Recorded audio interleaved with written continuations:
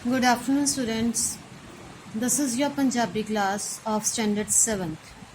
Today, our new topic is lesson number 11, page number 66, ਛੁੱਟੀਆਂ ਦਾ ਕੰਮ। ਸਾਡਾ ਅੱਜ ਦਾ ਵਿਸ਼ਾ ਛੁੱਟੀਆਂ ਦਾ ਕੰਮ ਕਹਾਣੀ ਹੈ।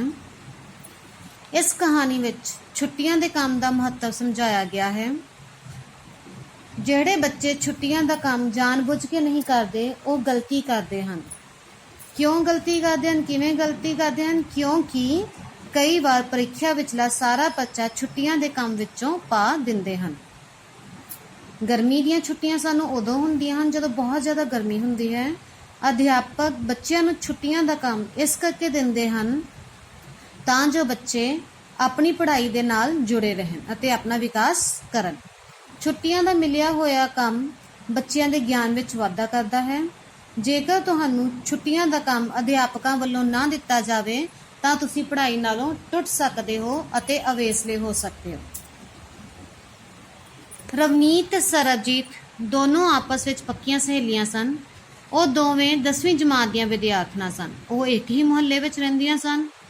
ਉਹ ਦੋਨੋਂ ਪੜ੍ਹਾਈ ਵਿੱਚ ਬਹੁਤ ਹੀ ਜ਼ਿਆਦਾ ਹੁਸ਼ਿਆਰ ਸਨ। ਉਹ ਇਕੱਠੀਆਂ ਖੇਡਦੀਆਂ, ਇਕੱਠੀਆਂ ਪੜ੍ਹਦੀਆਂ ਸਨ। ਛੁੱਟੀਆਂ ਹੋਣ ਤੋਂ ਪਹਿਲਾਂ ਉਹਨਾਂ ਦੇ ਅਧਿਆਪਕਾਂ ਨੇ ਉਹਨਾਂ ਨੂੰ ਛੁੱਟੀਆਂ ਦਾ ਕੰਮ ਦਿੱਤਾ। ਰਵਨੀਤ ਨੇ ਸਰਬਜੀਤ ਨੂੰ ਕਿਹਾ, ਸਰਬਜੀਤ ਆਪਾਂ ਛੁੱਟੀਆਂ ਦਾ ਕੰਮ ਕਰਨਾ ਕਦੋਂ ਸ਼ੁਰੂ ਕਰੀਏ? ਤਾਂ ਸਰਬਜੀਤ ਅੱਗੋਂ ਕਹਿੰਦੀ ਹੈ ਕਿ ਉਸਨੇ ਛੁੱਟੀਆਂ ਦਾ ਕੰਮ ਇਸ ਵਾਰ ਨਹੀਂ ਕਰਨਾ।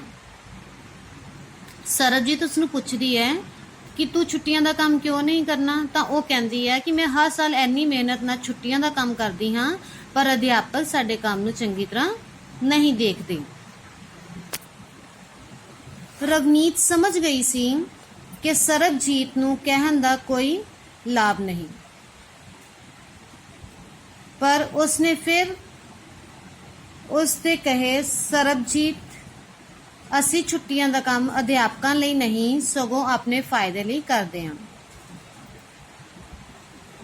ਰਵਨੀਤ ਨੇ ਹਰ ਇੱਕ ਵਿਸ਼ੇ ਦਾ ਕੰਮ ਇੱਕ ਪ੍ਰਸ਼ਨ ਪੂਰਾ ਹੀ ਨਹੀਂ ਕੀਤਾ ਸਗੋਂ ਉਸਨੂੰ ਚੰਗੀ ਤਰ੍ਹਾਂ ਸਮਝਿਆ ਵੀ।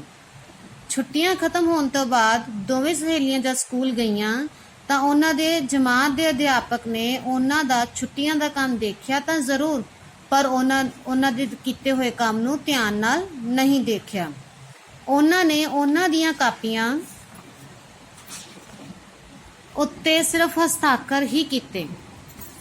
ਸਰਬਜੀਤ ਨੇ ਛੁੱਟੀਆਂ ਤੋਂ ਬਾਅਦ ਘਰ ਜਾਂਦਿਆਂ ਹੀ ਰਵਨੀਤ ਨੂੰ ਕਿਹਾ, ਮੈਡਮ ਦੇਖ ਲਿਆ ਮਿਹਨਤ ਕੀਤੀ ਦਾ ਫਲ?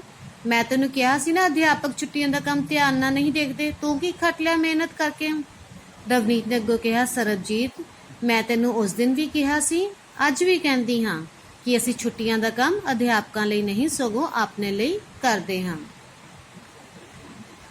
ਸਮਾਂ ਲੰਘਦਾ ਗਿਆ, ਹੌਲੀ ਹੌਲੀ ਸਮਾਂ ਲੰਘਦਾ ਗਿਆ। ਸਤੰਬਰ ਦੀਆਂ ਪ੍ਰੀਖਿਆਵਾਂ ਸ਼ੁਰੂ ਹੋ ਗਈਆਂ। ਸਾਇੰਸ ਅਤੇ ਗਣਿਤ ਕਿਸ ਨੂੰ ਕਹਿੰਦੇ ਨੇ? ਮੈਥਸ ਨੂੰ। ਸਾਇੰਸ ਅਤੇ ਗਣਿਤ ਦੇ ਪਰਚੀਆਂ ਵਿੱਚ ਆਏ ਸਵਾਲਾਂ ਨੂੰ ਔਖੇ ਦੱਸ ਕੇ ਵਿਦਿਆਰਥੀਆਂ ਨੇ ਅਧਿਆਪਕਾਂ ਨੂੰ ਪਰਚੀਆਂ ਦੇ ਸਵਾਲ ਬਦਲਣ ਲਈ ਕਿਹਾ। ਸਰਬਜੀਤ ਵੀ ਉਹਨਾਂ ਬੱਚਿਆਂ ਵਿੱਚੋਂ ਇੱਕ ਸੀ ਜਿਸ ਨੇ ਛੁੱਟੀਆਂ ਦਾ ਕੰਮ ਧਿਆਨ ਨਾਲ ਨਹੀਂ ਸੀ ਕੀਤਾ। ਅਧਿਆਪਕਾਂ ਨੇ ਉਹਨਾਂ ਵਿਦਿਆਰਥੀਆਂ ਦੀ ਨਾ ਤਾਂ ਕੋਈ ਗੱਲ ਸੁਣੀ ਅਤੇ ਨਾ ਹੀ ਪਰਚੀਆਂ ਦੇ ਸਵਾਲ ਬਦਲੇ। ਸਰਬਜੀਤ ਰਵਨੀਤ ਨੂੰ ਪੁੱਛਦੀ ਰਹੀ ਕਿ ਅਧਿਆਪਕਾਂ ਨੇ ਇਹ ਸਵਾਲ ਜਮਾਤ ਵਿੱਚ ਤਾਂ ਕਰਾਏ ਨਹੀਂ ਪਰ ਪਰਚੀਆਂ ਵਿੱਚ ਕਿਵੇਂ ਪਾ ਦਿੱਤੇ? ਤਾਂ ਰਵਨੀਤ ਨੇ ਸਰਬਜੀਤ ਨੂੰ ਕਿਹਾ, ਮੈਡਮ ਪ੍ਰੀਖਿਆ ਖਤਮ ਹੋਣ ਤੋਂ ਬਾਅਦ ਪਰਚੇ ਮਿਲ ਲੈਂਦੇ, ਤੈਨੂੰ ਫਿਰ ਦੱਸਾਂਗੀ ਕਿ ਉਹ ਸਵਾਲ ਕਿਹੜੇ ਸਨ। ਪ੍ਰੀਖਿਆ ਖਤਮ ਹੋਣ ਤੋਂ ਬਾਅਦ ਉਹਨਾਂ ਦੇ ਅਧਿਆਪਕਾਂ ਨੇ ਉਹਨਾਂ ਨੂੰ ਪਰਚੇ ਦੇਖ ਕੇ ਦੇ ਦਿੱਤੇ ਮਤਲਬ ਉਹਨਾਂ ਦੇ ਪੇਪਰ ਚੈੱਕ ਕਰਕੇ ਉਹਨਾਂ ਨੂੰ ਦੇ ਦਿੱਤੇ। ਰਵਨੀਤ ਆਪਣੀ ਜਮਾਤ ਵਿੱਚੋਂ ਪਹਿਲੇ ਨੰਬਰ ਉੱਤੇ ਆਈ ਸੀ ਤੇ ਸਰਬਜੀਤ ਸਾਰੇ ਪਰਚਿਆਂ ਵਿੱਚੋਂ ਮਸਾਂ ਹੀ ਪਾਸ ਹੋਈ ਸੀ। ਗਣਿਤ ਅਤੇ ਵਿਗਿਆਨ ਦੇ ਅਧਿਆਪਕਾਂ ਨੇ ਉਹਨਾਂ ਦੀ ਜਮਾਤ ਨੂੰ ਕਿਹਾ, ਪਿਆਰੇ ਬੱਚਿਓ ਸਤੰਬਰ ਪ੍ਰੀਖਿਆ ਦੇ ਸਾਰੇ ਛੁੱਟੀਆਂ ਦੇ ਕੰਮ ਵਿੱਚੋਂ ਹੀ ਪਾਏ ਗਏ ਸਨ। ਤੁਹਾਡੇ ਵਿੱਚੋਂ ਜਿਹੜਾ ਵਿਦਿਆਰਥੀ ਵਿਗਿਆਨ ਅਤੇ ਗਣਿਤ ਵਿਸ਼ਿਆਂ ਦੇ ਪ੍ਰਸ਼ਨ ਪ੍ਰੀਖਿਆ ਵਿੱਚ ਬਦਲਣ ਲਈ ਕਹਿ ਰਹੇ ਸਨ ਉਹਨਾਂ ਨੇ ਛੁੱਟੀਆਂ ਦਾ ਕੰਮ ਪੂਰਾ ਨਹੀਂ ਕੀਤਾ ਸੀ, ਇਸ ਲਈ ਉਹਨਾਂ ਨੂੰ ਸਮਝ ਨਹੀਂ ਆ ਰਹੀ ਸੀ ਕਿ ਉਹ ਸਵਾਲ ਨੂੰ ਕਿਸ ਤਰੀਕੇ ਨਾਲ ਹੱਲ ਕਰਨ।